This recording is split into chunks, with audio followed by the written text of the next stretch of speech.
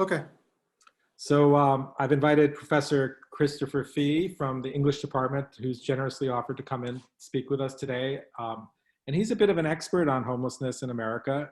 You've been teaching an FYS called Homelessness in America. Is that the title? Yeah, it's trying to find a way back home, the literature and legacy of homelessness in America. And every year you take students down to DC and you work in a soup kitchen. And what else do you do with the students down there? Well, we go over the reading days break, and we stay at N Street Village, which is now a whole complex of services for women experiencing homelessness. Originally, it was a Lutheran church, which is still there, which is Luther Place Church, which just 30 years ago, during a particularly cold winter, more than 30 years ago now, opened their doors because people were freezing to death. And students from Gettysburg College started going down there very, very early to work with them, because the pastor of that church, John Steinbrook, went to seminary with Carl Mattson, who was the chaplain at Gettysburg College and then was one of the founding forces of the Center for Public Service. So the college has been going down there, staying there and working with them for decades, and also with DC Central Kitchen, which began as food rescue. You know, it was one of the first programs in the country that, again, about 30 years ago, started successfully taking food that was being thrown out by bars and restaurants and nightclubs and repackaging it for folks experiencing homelessness on the street. But what they did that was particularly brilliant is they began devising a really culinary arts training program. So it became kind of an up by your bootstraps program, where a lot of people who've been incarcerated or experiencing homelessness or in a mental institution were able to get a safe food handling license after a 12-week program. And they have a very low recidivism rate, very high success rate, and have for decades now. And so they didn't just save food that was being thrown away, they really kind of saved people who were being thrown away and gave them hope and direction to move forward. So we work with them usually 3 or 4 days of that trip. We visit agencies. We do, we go out on the streets and we just meet folks who are living rough, and we often will give them clothes or toiletries or what have you. But the main point in my class is to make connections with people who are experiencing homelessness, because that's what they are. First and foremost, they're people, and their circumstance is that they happen to be experiencing homelessness. When you start talking about percentages of people in a social science class like this, I'm sure you could find good numbers, and there are many different sources. But the fact of the matter is that most Americans who experience homelessness are not that group of people who are homeless for a decade or more. It tends to be actually a lot of families, a lot of working folks, a lot of children. And they tend to cycle in and out of homelessness, but don't tend to remain there. But you do have people who have really rough histories and maybe mental illness issues, which they may self-medicate with drugs or alcohol, or they may have drug and alcohol problems that then lead to mental illness. It's a relatively small percentage, but that is the percentage that most of us remember when we see somebody on the street. And it's also the percentage that tends to remain on the street for a long period of time. So we go down to DC for about 5 days every October. And here in Adams County, my students all put in 20 hours over the course of the term in a service placement, sometimes at the community soup kitchen, sometimes in a community garden or a tutoring program. It really depends on what their interests are, but almost anything has a connection in America with homelessness nowadays, I'm sad to say. And then they also all spend the night in the Gettysburg Cares emergency shelter system. So it's a pretty good grounding in what you might consider a lab component, as well as the reading for the class.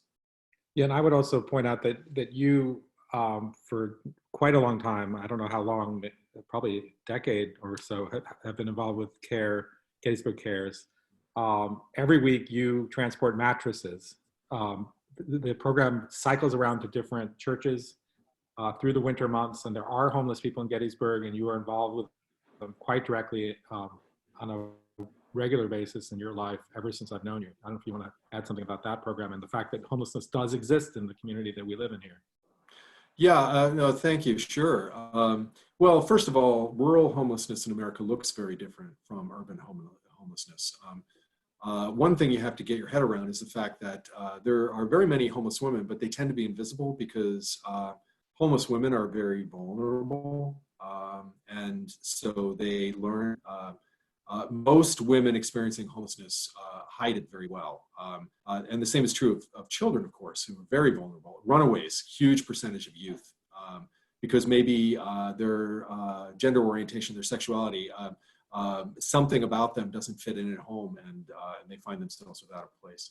But in a rural community like ours, a lot of people camp in the woods. A lot of people live in cars. There's a regular, what I would call a regular homeless shelter in Adams County. And that would be, it's run under the umbrella of the South Central Community Action Programs. We call that SCAP. That's the acronym for that.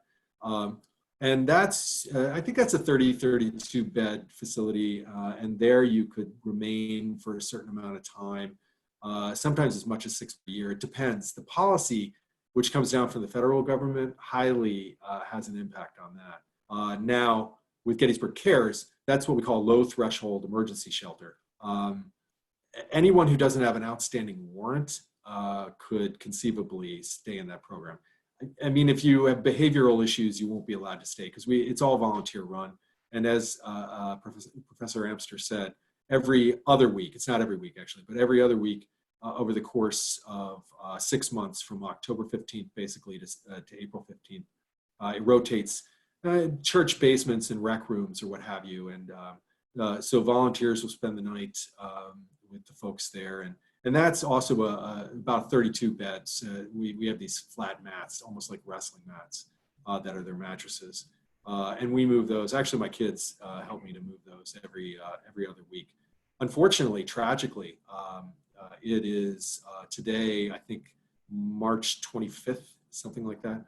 Because of the coronavirus, we had to shut down the shelter on Sunday, the CARES program, and we actually are providing them, the folks who remained in the program. Once it gets kind of nice, you usually, a lot of people cycle out, but, and families are easier to place because people want to place homeless families.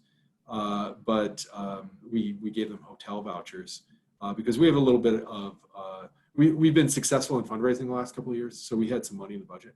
And so everybody was heartbroken about it, but you couldn't get volunteers to come because, frankly, I've said this for years. You know, I work every Tuesday at lunchtime at the soup kitchen, and I used to, as Professor Amster knows, I used to run a after-school program for kids who are at risk, and then you work with a homeless population experiencing homelessness with CARES. People in close quarters who don't have access to decent medical care, they do carry diseases. They give each other diseases. They often become very ill with diseases. And I tend to worry more about those people than I worry about myself. But in this kind of circumstance where I'm pushing 60 now, I have to be a little bit more cautious. And this isn't about me at all. I didn't make the decision. I was just on the board. And I was okay with closing the shelter as long as we offered the hotel vouchers. Because we were, the poor volunteer coordinator was just unable to get people. You know, people are terrified, but also the people who will always come are getting sick. Now, maybe not sick with coronavirus, but they tend to be older too. And they, you know, you get the flu, you can't come into the shelter. And so then there's nobody left to stay with the people. So I have been involved with that program since the beginning, and I've been on the board since then. But my most active contribution, other than my students going to stay with the program and occasionally staying myself, would be I move the mattresses every other week. Yeah, I mean, one of the things that we discussed in class on Tuesday was that we're reading this book about homelessness now, and I think this moment we're living in is actually very helpful for understanding what it's like to live in your life in a sort of quarantine emergency state all the time and in a health crisis all the time. I mean, these people who are living this life are in a health crisis perpetually. and something that we're all experiencing now in a hopefully very temporary way. And it's the impact on our lives is really quite obvious. But I think that the crisis mode that homeless people are in is permanent, in a sense, that when they're on the street, they're permanently in crisis, worrying about where they're going to eat, where they're going to go to the bathroom, how they're going to change their tampon, and so forth. I wanted to sort of toss at you some sort of questions. We're talking about childhood right now in the book. And the book is a sort of argument that, yes, we should try to understand their point of view and how they themselves often take responsibility for the fact that they're homeless, and they're not blaming others or society. But the authors of the book at the same time, while showing that subjective point of view, are also really arguing that there are structural forces, what they call structural violence or everyday violence, that's leading these people to become homeless, that is sort of a function of our society, neoliberal capitalism and economic structures. And I'm interested to see if what your thoughts are generally about that, and maybe about how childhood itself is a sort of formative part of becoming homeless, if it is. Well, it can be. I mean, it's like anything else. I would be very hesitant to make any blanket statement, because blanket statement's almost always false, right?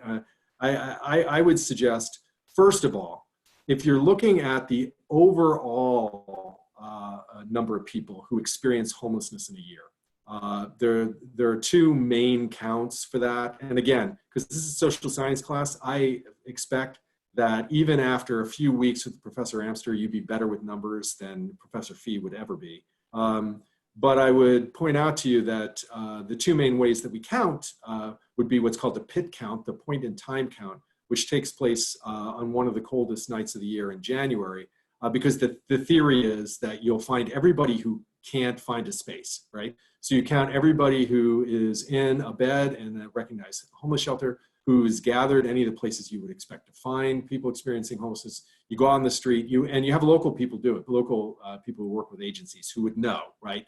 And they count everybody. The other way that you would count is the Department of Education counts the number of people or number of children, because McKinney-Vento is a series of acts which kind of enshrine the rights of children experiencing homelessness. But the reason I mention this is because when you look at the numbers of people, the pit count's good because it doesn't double count very much. So you get a really low number. But when you look at that year to year, it's kind of apples to apples, because you're doing the same thing every year. The methodology is exactly the same every year.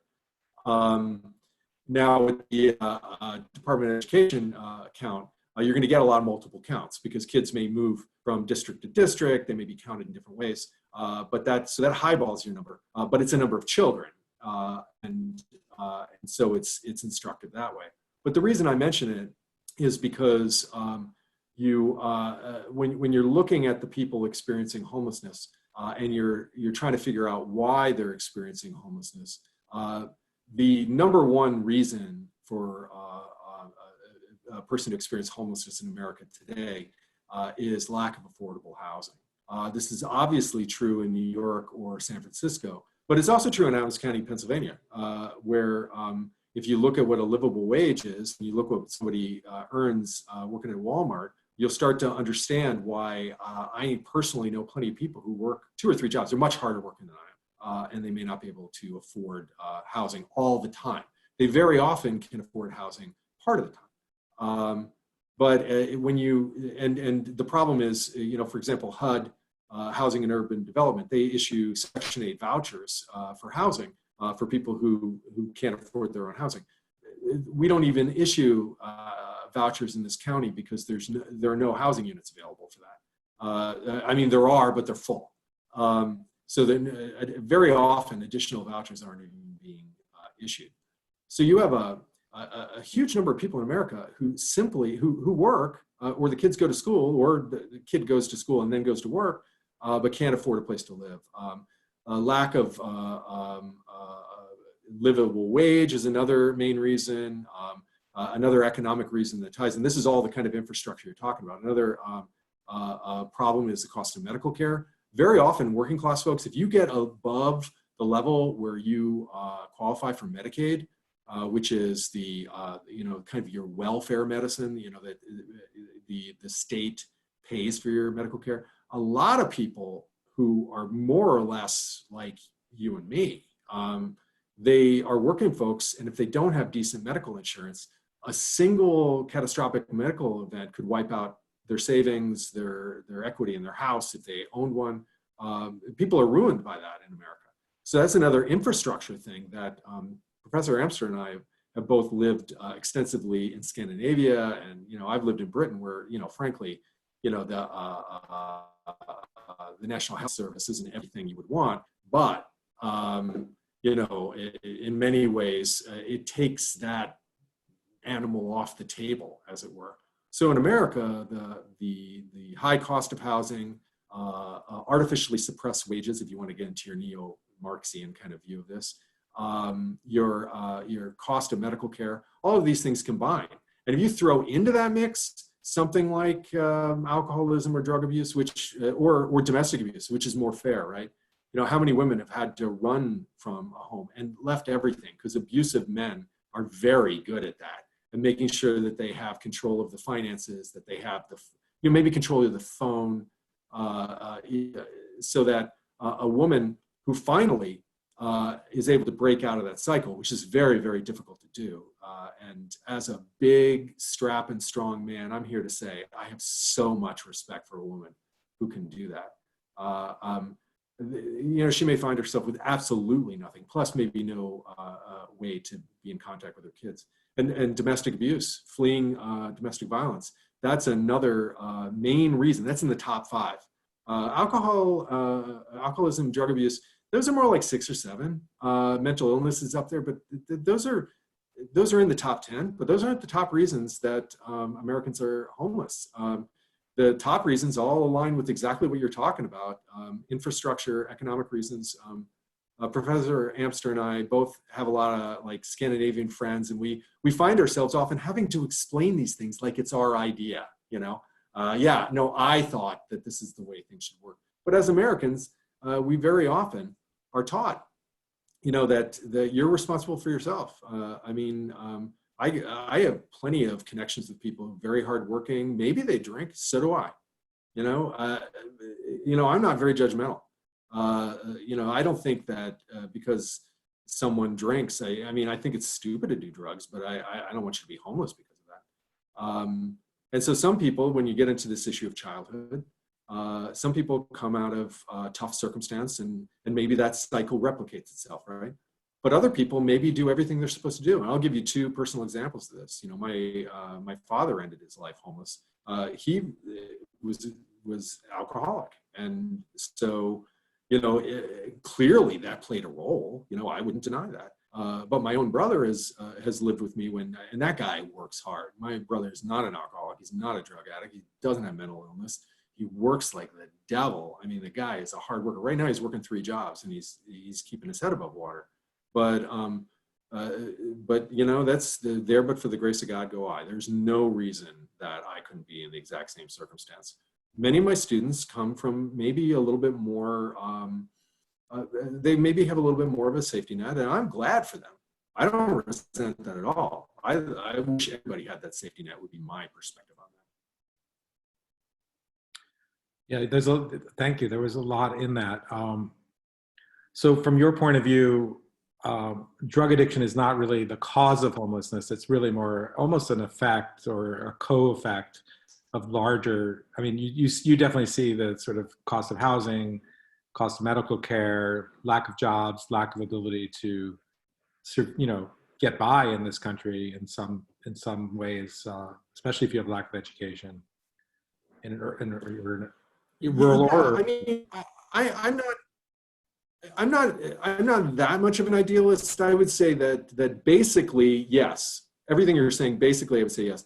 Now, do people make bad choices, or do people become addicted and therefore spiral out of control? Yes, they do.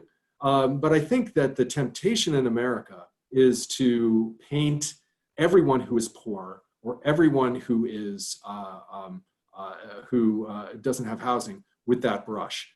And I would argue, by training, I'm a medievalist, and I would argue that a lot of this comes out of very classic American notions, the Puritan work ethic, bring yourself up by your bootstraps, everybody's responsible for themselves.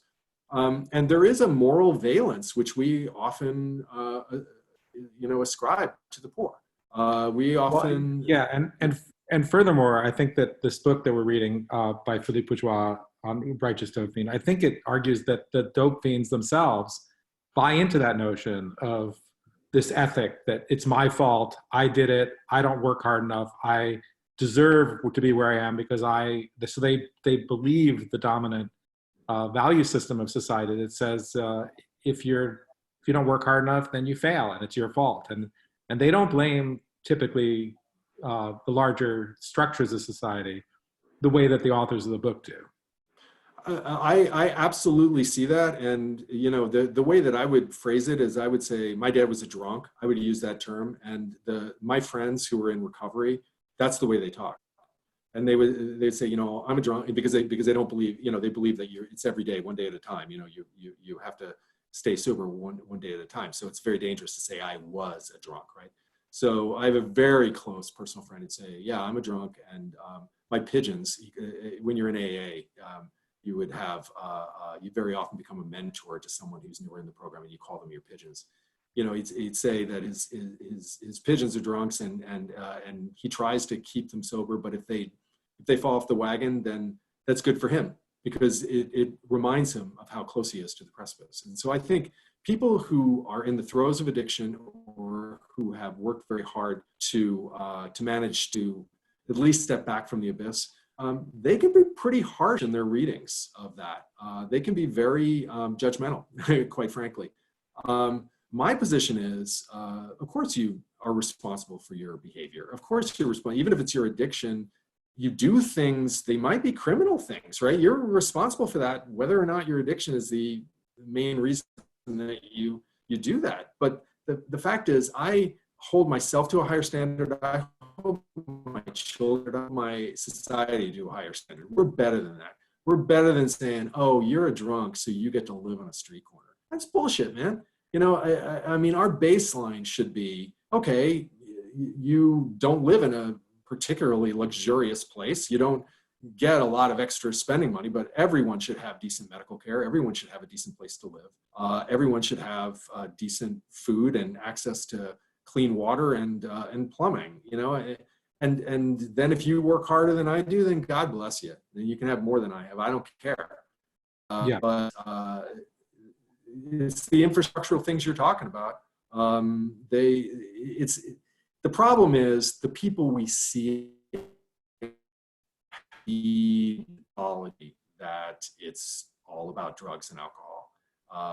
Some of it is, but it's probably no more than in the high 20s, 20, 25, 27%. Your students can find this for themselves. Look at different studies, they'll give you different numbers. But no reasonable study is suggesting that 75% of people experiencing homelessness in America are there because of drugs and alcohol. It's mainly housing costs, wages, medical care, domestic violence. All right, well, I really appreciate you coming in. There's obviously a lot more we could talk about, but I want to keep it at this. So thank you very much. And I really appreciate you coming into Anth 103. I hope I'm sure the students would be saying thank you as well if they could.